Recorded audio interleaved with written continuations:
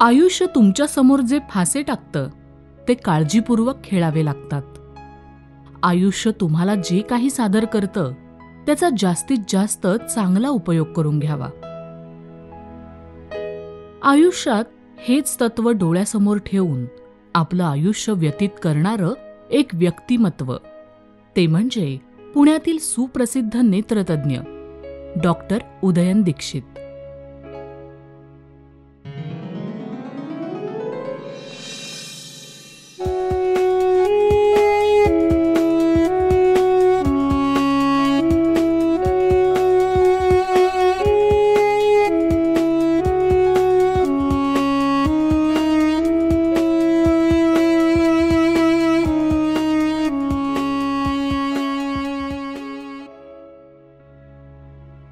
वयाच्या 18व्या वर्षीच आई वडिलांचं छत्र नाहीसं झालं, पण त्यांनी आपली जिद्द सोडली नाही.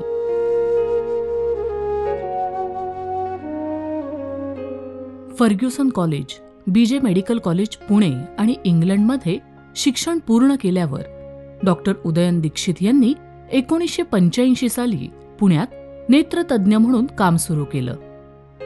गेली 4 दशकं काही काळ इंग्लंडमध्ये काम करत त्यांनी पुण्यामध्ये मुख्य कारभार सांभाळला. पुण्यात सकाळी 5:30 ते संध्याकाळी 5:30 असं 40 वर्ष स्वतःच्या हॉस्पिटलमध्ये काम केलं.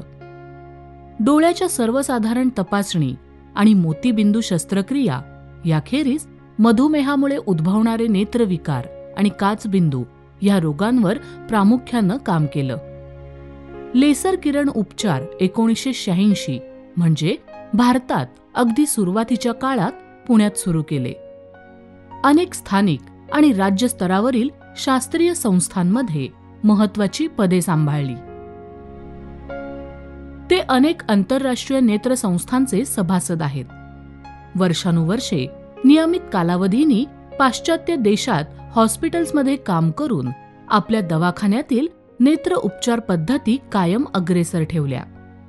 नेत्रतज्ञ संस्थांची असंख्य पारितोषिकं प्राप्त केली.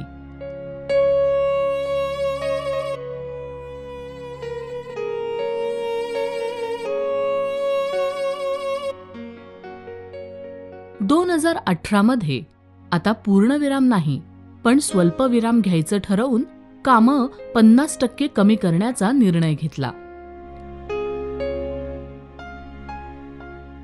काम कमी केल्यामुळे मिळणाऱ्या वेळेत भरपूर वाचन, शास्त्रीय परिषदांमध्ये सहभाग, विविध व्यासपीठांवरून व्याख्यानं देणं, मराठी व इंग्रजीमध्ये डॉक्टरांसाठीच नव्हे तर जनसामान्यांसाठी सुद्धा लेख लिहिणं ह्यात वेळ व्यतीत होऊ लागला.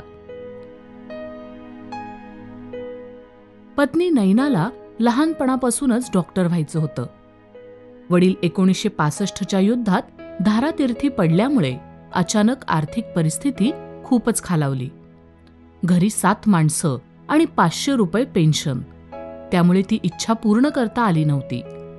मी सहाय्यक म्हणून काम करू का, असं नैनानी डॉक्टर दीक्षित यांना विचारलं.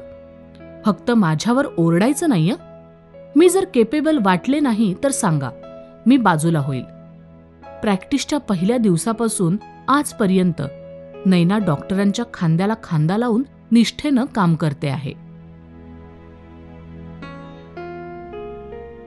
डॉक्टरांना एकच मुलगी आहे, प्रीती. ती चार्टर्ड अकाउंटंट आहे. ब्रिटिश नागरिक असल्याने तिचं वास्तव्य इंग्लंड येथेच आहे. वैद्यकीय शिक्षण ज्या बीजे वैद्यकीय महाविद्यालयात झालं होतं, या महाविद्यालयाची कला क्षेत्रात फार मोठी परंपरा आहे.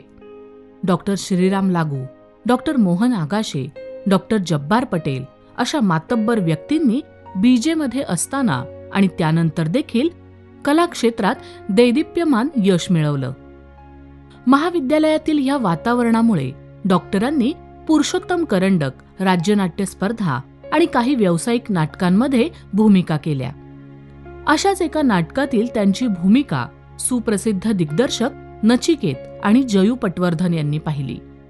22 जून 1897 या चापेकर बंधूंवरील चित्रपटात वासुदेव चापेकरांची महत्वाची भूमिका डॉक्टरांना मिळाली.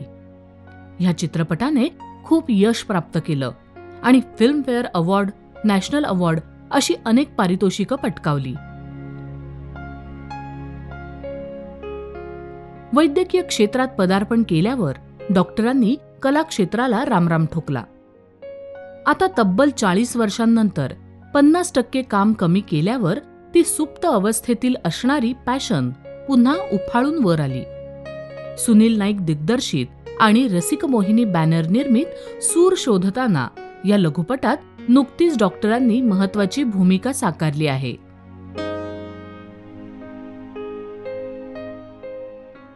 डॉक्टरांच्या नेत्रसेवा कार्याची दखल घेऊन पुणे नेत्र संघटनेच्या वतीने त्यांना जीवनगौरव पुरस्काराने गौरवण्यात आले. पद्मश्री डॉक्टर तात्याराव लहाने आणि अखिल भारतीय नेत्रतज्ञ संघटनेचे अध्यक्ष डॉक्टर समर बसाक यांच्या हस्ते हा पुरस्कार देण्यात आला. आयुष्यभर केलेल्या कामाचं समाधान खूप मिळालं होतं, पण आणखीन काहीतरी करायला पाहिजे असं सारखं मनाला वाटत राहायचं. काय करावं हे मात्र सुचत नव्हतं. संधी असते ना, ती अशी आपल्याला ताटात कोणी आणून समोर वाढत नाही. आपल्याला आपले डोळे आणि कान उघडे ठेवून सतर्क राहायला लागतं. संधी म्हणजे एखादी वाऱ्याची झुळूक असावी तशी पटकन डोळ्यासमोरून निघून जाते. आपल्याला ती संधी बघून पटकन हस्तगत करायला लागते. 2019 साली अशी एक सुवर्ण संधी माझ्या हातात आली. काय होती ती संधी?